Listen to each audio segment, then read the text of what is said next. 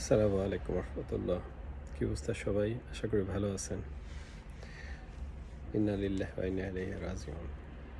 বেগম জিয়া চলে যাওয়াতে আসলে পুরো বাংলাদেশটাকেই আজ মানে এতিম এতিম মনে হচ্ছে। কিন্তু আমার প্রশ্নটা হচ্ছে যে বেগম জিয়ার এই অসুস্থতা দিন দিন রোগান্বিত করার পিছনে মানে স্বৈরাচার যেমন হাত ছিল, আমরা কি মানে নিরপরাধ? আমরা কি কিছু করতে পারছি? তাই জন্য ২ কোটি টাকার একটা মিথ্যা মামলায় তাকে বন্দি রাখা হইলো, মানসিক টর্চার করা হইলো। আমরা কি করতে পারছি? যুগপৎ কোনো আন্দোলন, কোনো দুর্গ গড়ে তুলতে পারছি?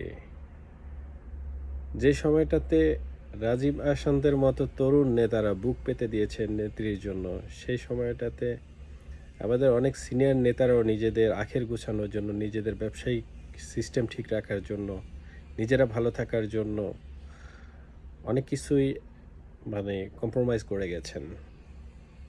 আসলে আল্লাহ তাআলা নিয়ে যাবে, দুনিয়ার জিন্দেগি শেষ। বাট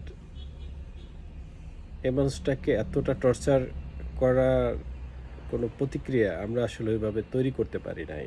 আমরা কোনো দুর্গ গড়ে তুলতে পারি নাই মিথ্যার বিরুদ্ধে। আমরা আসলে সবাই অপরাধী। এই মানুষটার নামে স্লোগান আসলে এটা একটা আবেগ ছিল। সেই স্লোগানের প্রাণটা আর পাওয়া যাবে না আসলে।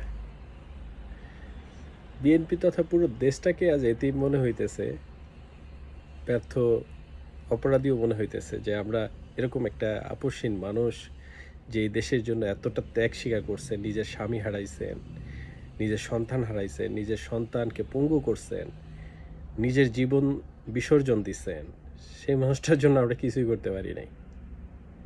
নাথিং, কিচ্ছু না, কিচ্ছু করতে পারি নাই। যদি আমরা পারতাম, এরকম একটা মিথ্যা মামলায় বেগম জিয়ার মতো একজন মানুষকে বন্দি রাখার মতো জেল বাংলাদেশে হইতো না।